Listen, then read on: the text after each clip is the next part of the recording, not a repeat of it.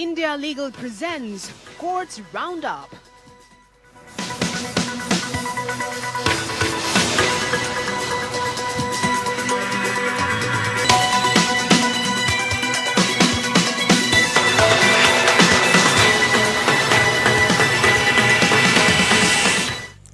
नमस्कार, courts roundup में आपका बहुत बहुत स्वागत है। मैं हूं आपके साथ नेहा दुबे। इस बुलेटिन में हम अगले आधे घंटे कोर्ट से जुड़ी तमाम छोटी बड़ी खबरों से करवाएंगे रूबरू। तमाम कोर्ट की कार्रवाई और सुप्रीम कोर्ट से लेकर हाई कोर्ट्स और लो कोर्ट्स तक के फैसलों को रखेंगे आपके सामने। तो आइए शुरू करते हैं courts roundup. India Legal presents Courts Roundup.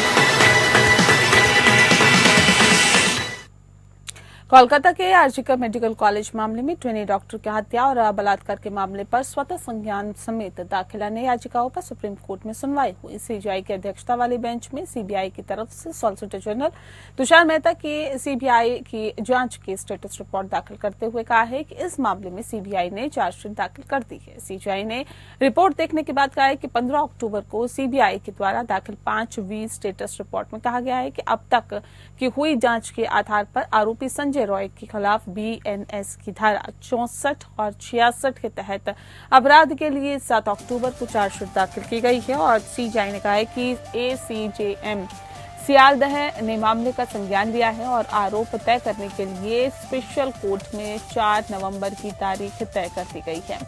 जबकि सीबीआई की रिपोर्ट के मुताबिक अन्य आरोपियों की भूमिका के लिए अभी जांच जारी है। साथ ही सीबीआई को सुप्रीम कोर्ट के कुछ पक्षों से इस मामले में जुड़े अहम जानकारी मिली है और उन पर भी विचार किया जा रहा है। सीबीआई ने स्टेटस रिपोर्ट में दी गई जानकारी के आधार पर कहा है कि सीबीआई को इस केस में सुप्रीम कोर्ट के पक्षकारों की ओर से बताए गए पहलुओं और साथ ही साथ मेडिकल कॉलेज में वित्तीय अनियमितता को लेकर जांच कर रही है। ऐसे में सीबीआई ने दोनों पहलुओं पर 3 हफ्ते में नई स्टेटस रिपोर्ट दाखिल करे। सीबीआई ने ये भी बताया है कि सीबीआई मृतक के माता पिता के सीधे संपर्क में है और उन्हें अब तक उठाए गए कदमों से अवगत कराया गया है। दूसरी तरफ इलेक्ट्रॉनिक्स और सूचना प्रौद्योगिकी मंत्रालय ने मृतक के माता पिता से संपर्क किया है ताकि ये सुनिश्चित किया जा सके कि किसी भी प्लेटफॉर्म से मृतका से संबंधित कोई भी जानकारी को हटा दिया जाए। एसजी ने नेशनल टास्क फोर्स के बारे में बताया कि टास्क फोर्स के सामने अब तक करीब 7,800 अस्पतालों ने जानकारी साझा की है। सीबीआई ने कहा है कि 7,800 अस्पतालों ने अपने जवाब टास्क फोर्स को दिए हैं, लेकिन 1 महीने से अधिक समय से कोई भी बैठक क्यों नहीं हुई। टास्क फोर्स को अपने काम में तेजी लानी चाहिए। वहीं पश्चिम बंगाल सरकार ने भी सुप्रीम कोर्ट में अपना हलफनामा दाखिल कर कहा है कि विभिन्न स्तरों पर समिति गठित कर दी गई है। आपातकालीन अलार्म भी लगाए गए हैं और आरजीकर मेडिकल कॉलेज में 31 अक्टूबर तक सभी बचे हुए काम को पूरा कर लिया जाएगा। सीबीआई ने पूछा कि क्या बायोमेट्रिक लगाए गए हैं और पश्चिम बंगाल ने कहा है कि हम 31 अक्टूबर तक बायोमेट्रिक और शौचालय के काम को भी पूरा कर लिया जाएगा। और इसके बाद कोर्ट ने पश्चिम बंगाल सरकार के हलफनामे को रिकॉर्ड पर लेते हुए कहा है कि राज्य सरकार के हलफनामे के मुताबिक शौचालय, ड्यूटी रूम और सीसीटीवी के काम का ब्यौरा दिया गया है, जिसके मुताबिक 90% काम पूरा हो चुका है। साथ ही सीबीआई ने कहा है कि राज्य की समिति, शिकायत निवारण समिति राज्य और जिला स्तर पर सुरक्षा ऑडिट और अस्पतालों में तैनात सुरक्षा कर्मियों का सत्यापन के काम को भी जल्द ही पूरा किया जाए।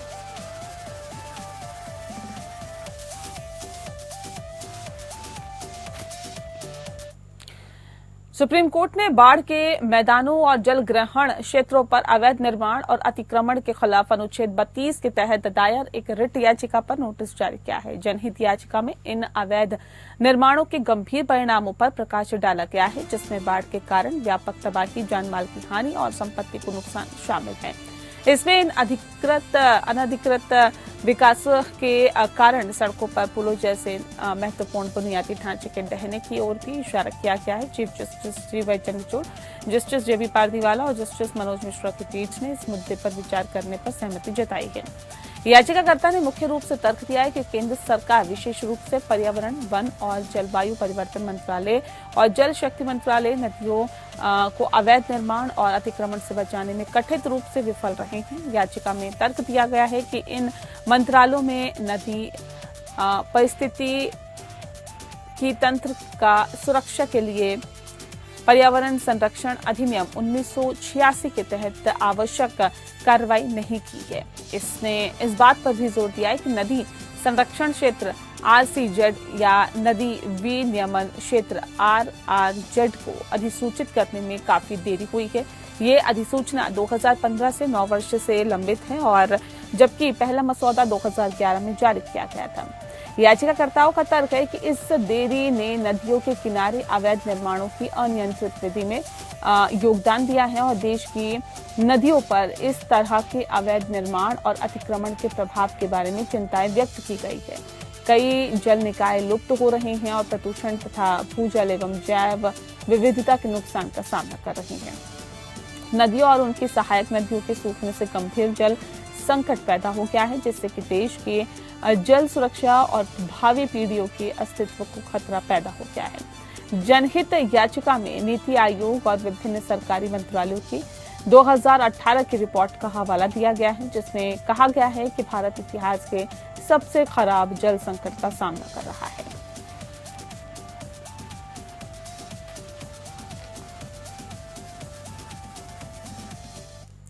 सुप्रीम कोर्ट ने कहा है कि बेंचमार्क दिव्यांगता का अस्तित्व मात्र किसी व्यक्ति को मेडिकल शिक्षा प्राप्त करने से रोकने का आधार नहीं है, जब तक कि दिव्यांगता मूल्यांकन बोर्ड द्वारा ये रिपोर्ट न दी जाए कि उम्मीदवार MBBS पाठ्यक्रम का अध्ययन करने में असक्षम है। दिव्यांगता की मात्रा निर्धारित करने से उम्मीदवार को अयोग्य नहीं ठहराया जा सकता। कोर्स को आगे बढ़ाने की क्षमता की जांच विकलांगता मूल्यांकन बोर्ड द्वारा की जानी चाहिए। न्यायालय ने कहा है कि केवल मानक दिव्यांगता का अस्तित्व ही किसी अभ्यर्थी को कोर्स के लिए पात्र होने से अयोग्य नहीं ठहराएगा। अभ्यर्थी की दिव्यांगता का आकलन करने वाले दिव्यांगता बोर्ड को सकारात्मक रूप से ये दर्ज करना चाहिए कि अभ्यर्थी की दिव्यांगता कोर्स को आगे बढ़ाने में अभ्यर्थी के आड़े आएगी या नहीं।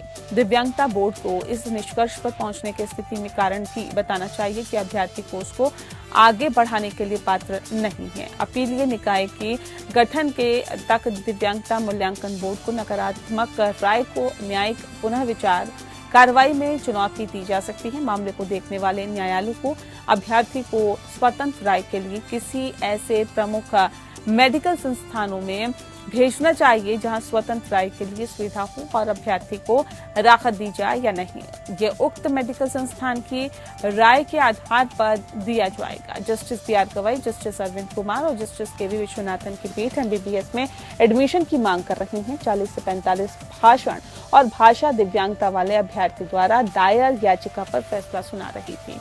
18 सितंबर को न्यायालय ने अभ्यर्थी को MBBS में प्रवेश की अनुमति देने का आदेश पारित किया, क्योंकि न्यायालय द्वारा गठित मेडिकल बोर्ड ने ये राय दी थी कि वह मेडिकल शिक्षा प्राप्त कर सकता है। याचिकाकर्ता ने ग्रेजुएट मेडिकल शिक्षा विनियमन 1997 को चुनौती दी थी, जिसके अंतर्गत 40% या उससे अधिक दिव्यांगता वाले व्यक्तियों को MBBS कोर्स से प्रतिबंधित किया गया। छत्तीसगढ़ हाईकोर्ट ने हाल ही में व्यक्ति को निर्देश देने वाला आदेश बरकरार रखा। वह अपनी महिला और 3 साल की बेटी को भरण पोषण दे, क्योंकि महिला को अपने साथी की पहली शादी और उससे पैदा हुए 3 बच्चों के बारे में पता नहीं था। न्यायालय ने ये आदेश व्यक्ति की याचिका पर पारित किया है। बता दें आपको, जिसमें न्यायिक मजिस्ट्रेट प्रथम श्रेणी के आदेश को चुनौती दी गई, जिससे सेकंड एडिशनल सेशन जज ने बरकरार रखा, जिसमें प्रतिवादी महिला को 4,000 रुपये प्रति महीने और उनके बच्चों को 2,000 रुपये प्रति माह भरण पोषण के लिए देने का निर्देश दिया गया।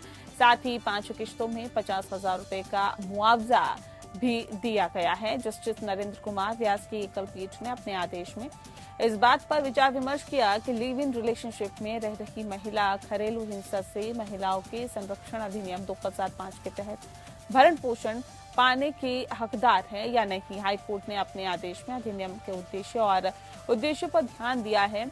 साथ ही कहा है कि ये कानून महिला के अपने वैवाहिक घर में रहने के अधिकार को सुनिश्चित करने के उद्देश्य से बनाया गया। साथ ही कहा कि इसमें हिंसा मुक्त घर में रहने के लिए महिला को सुरक्षा प्रदान करने वाले विशेष प्रावधान हैं। इसके बाद अदालत ने उस व्यक्ति की याचिका खारिज की।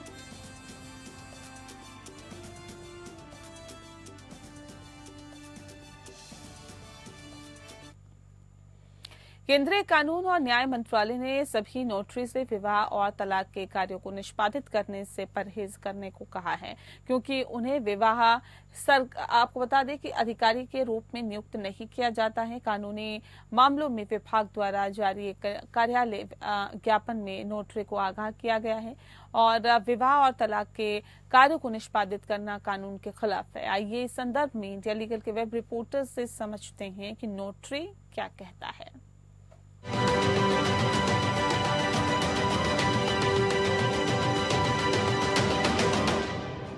नोटरी कौन है? नोटरी एक पब्लिक ऑफिशियल होता है जो लीगल डॉक्यूमेंट्स के साइन होने पर इम्पार्शियल विटनेस की तरह काम करता है और सिग्नेचर्स की ऑथेंटिसिटी को वेरीफाई करता है। ये आमतौर पर real estate deeds, affidavits, wills और पावर ऑफ अटॉर्नी जैसे डॉक्यूमेंट्स हैंडल करते हैं। Recently Union Ministry of Law and Justice ने ये क्लैरिफाई किया है कि नोटरीज को मैरिज या डाइवोर्स डीड्स एग्जीक्यूट करने की अथॉरिटी नहीं है। नोटरीज एक्ट 1952 के तहत उन्हें मैरिज ऑफिस के रूप में नहीं माना जाता है।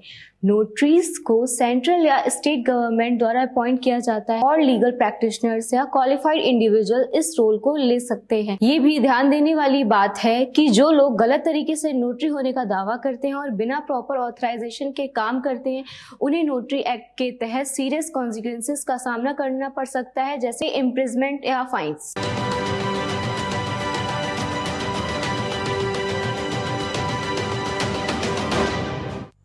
कर्नाटक हाईकोर्ट ने धारा 451 और 457 सीआरपीसी की धारा 497 बीएनएसएस के तहत जब्त संपत्तियों को मुक्त करने के मामले के अंदर ट्रायल कोर्ट द्वारा पालन किए जाने वाले आदर्श दिशा निर्देश जारी किए हैं। बता दें आपको कि जब तक कि राज्य सरकार इस संबंध में निर्देश जारी नहीं करती, जस्टिस वी श्री शानंद की एकल न्यायाधीश पीठ ने अपने आदेश में कहा है कि राज्य सरकार को आवश्यक नियम बनाने की आवश्यकता है जो कि इलेक्ट्रॉनिक उपकरणों, डिजिटल उपकरण, जब्त किए गए मेडिकल नमूनों, खाद्य पदार्थों, मिलावटी पेट्रोलियम पदार्थों जो अत्यधिक ज्वलनशील प्रकृति हैं और ऐसे में खराब होने वाली वस्तुओं, सोने और चांदी जैसे कीमती धातु आदि सहित सभी जब्त संपत्तियों के निपटान के लिए न्यायालय की शक्ति के अनुरूप होंगे। पीठ ने कहा है कि ऐसी स्थिति तक इस न्यायालय द्वारा जारी किए गए निर्देश ट्रायल मजिस्ट्रेट के लिए आदर्श दिशा निर्देश के रूप में काम करेंगे। हालांकि हाई कोर्ट ने कहा है कि ये निर्देश केवल सांकेतिक हैं और संपूर्ण नहीं हैं और ये ट्रायल मजिस्ट्रेट या पुनरीक्षण न्यायालयों द्वारा प्रयोग की जाने वाली शक्ति के लिए कार्य और मार्गदर्शन करेंगे जैसा कि मामला हो। और निर्देश इस प्रकार है। पहला, जब्ती संपत्ति का विवरण जब्ती दस्तावेज में शामिल किया जाएगा ताकि आपराधिक ट्रायल के सभी चरणों में जब्त संपत्ति की अलग अलग पहचान हो सके। दूसरा ये कि दस्तावेज में सोने और चांदी की वस्तुओं पर अलग अलग संख्याओं में, साथ ही सीरियल नंबर, जब्त संपत्ति का निर्माण, निर्माता का नाम, यदि कोई विशिष्ट चिन्ह यदि कोई हो, हॉलमार्क यदि कोई हो शामिल होंगे। और साथ ही साथ तीसरा ये कि महाजर में जब्त संपत्ति का अनुमानित मूल्य जहां आवश्यक हो पंजीकृत मूल्यांकनकर्ताओं से मूल्यांकन का अनुमान प्राप्त किया जाएगा, शामिल होगा और इसे पीएफ मेमो के साथ रखा जाएगा जब इसे ट्रायल मजिस्ट्रेट के समक्ष रखा जाएगा। नंबर 4 ये कि ट्रायल मजिस्ट्रेट उपरोक्त विवरण के साथ महाजर की विषय वस्तु का सत्यापन करेंगे तथा जब्त की गई संपत्तियों की व्यक्तिगत रूप से जांच करेंगे और संतुष्ट होंगे कि जब्त की गई संपत्ति महाजर तथा पीएफ मेमो में दिए गए विवरण से मेल खाती हो।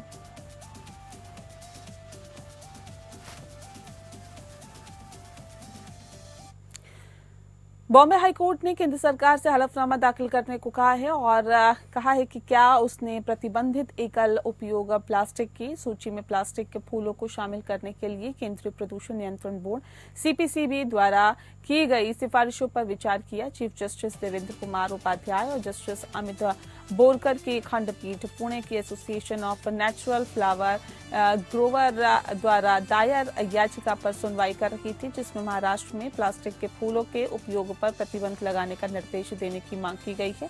इससे पहले न्यायालय ने महाराष्ट्र और केंद्र सरकार को याचिका पर अपने जवाब दाखिल करने का निर्देश दिया। न्यायालय ने पाया कि सीपीसीबी ने भारत सरकार को पत्र लिखा था, जिसमें कहा गया था कि रसायन और पेट्रोकेमिकल्स विभाग द्वारा गठित एक विशेषज्ञ समिति ने प्रतिबंधित एकल उपयोग प्लास्टिक वस्तुओं की सूची में प्लास्टिक के फूलों को शामिल किया। इस प्रकार सीपीसीबी ने भारत सरकार से प्लास्टिक के फूलों को सूची में शामिल करने का अनुरोध किया है। केंद्र सरकार के वकील ने न्यायालय को बताया कि विशेषज्ञ समिति ने एकल उपयोग प्लास्टिक वस्तुओं की सूची में प्लास्टिक के फूलों को शामिल करने की अनुशंसा नहीं की है। न्यायालय ने भारत संघ के वकील से सीपीसीबी द्वारा लिखे गए पत्र की विषय वस्तु पर निर्देश प्राप्त करने को कहा है। उन्होंने यूओआई को हलफनामा दायर करने का भी निर्देश दिया है, जिसमें ये खुलासा किया गया है कि प्लास्टिक के फूलों पर प्रतिबंध लगाने के लिए पत्र में उल्लेखित सिफारिशों पर विचार किया गया या नहीं और क्या कोई निर्णय लिया गया।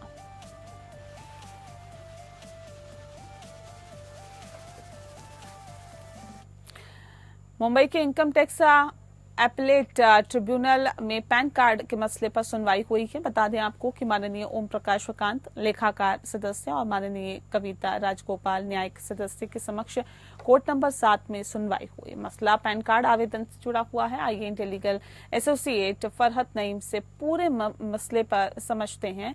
और फरहत, सुनवाई के दौरान ITAT कोर्ट रूम में मौजूद थी और क्या कुछ रहा, सीधा रुक करते हैं।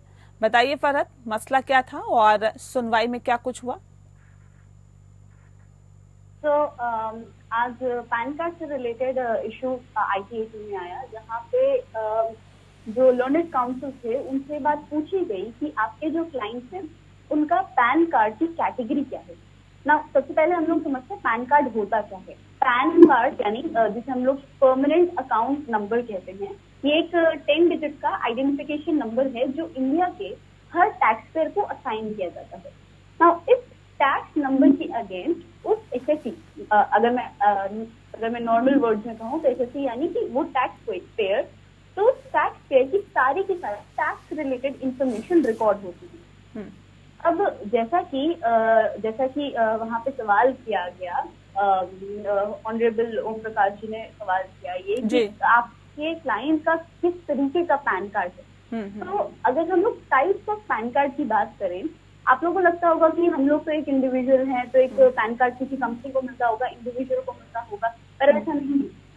पैन कार्ड की भी इतनी सारी कैटेगरीज हैं।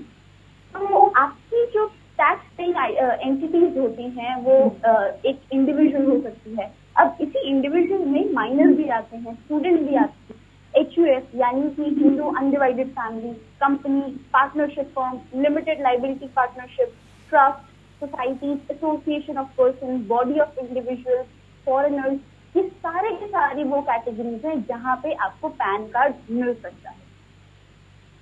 अच्छा, एक बड़े मजे की मैं आपको बात बताऊं कि आप अपने ही पैन कार्ड को देखकर कैसे बता सकते हैं कि आप कौन सी कैटेगरी में फॉलो करते हैं। तो जैसे कि मैंने आपको बताया कि पैन कार्ड एक 10 डिजिट नंबर होता है, 10 डिजिट का होता है। तो उसके जो पहले के 5 होते हैं वो 5 अल्फाबेट होते हैं, देन 4 नंबर होते हैं, उसके आखिर में एक अल्फाबेट होता है। तो अगर हम लोग स्टार्टिंग के इन 5 अल्फाबेट की बात करें तो इसमें चौथा अगर आप अल्फाबेट देखें तो वो आपकी कैटेगरी बताता है। जैसे जो फर्स्ट 3 अल्फाबेट हुए वो अपने आप ही सिस्टम सेट करता है, बट जो चौथा अल्फाबेट होता है वो आपकी कैटेगरी बताता है। लेट्स से कि आप एक इंडिविजुअल हैं, तो आपका जो 4th अल्फाबेट होगा वो P होगा। आप खुद अपने पैन कार्ड में चेक करिए, अगर आपका इंडिविजुअल वाला पैन कार्ड है तो आपका 4th अल्फाबेट होगा P, पर अगर आपका कंपनी का पैन कार्ड है तो आपका 4th अल्फाबेट होगा C। अगर आपका एसोसिएशन ऑफ पर्संस का है, आपने कोई एसोसिएशन बना रखी है और आपने किसी एसोसिएशन को रजिस्टर कर रखा है, उसका पैन कार्ड ले रखा है, तो उसका फोर्थ अल्फाबेट होगा ए। ऐसे ही association of persons for trust का फोर्थ अल्फाबेट होगा टी। ऐसे ही फर्म का एफ, गवर्नमेंट के लिए जी, हिंदू अनडिवाइडेड फैमिली के लिए एच, लोकल गवर्नमेंट के लिए एल।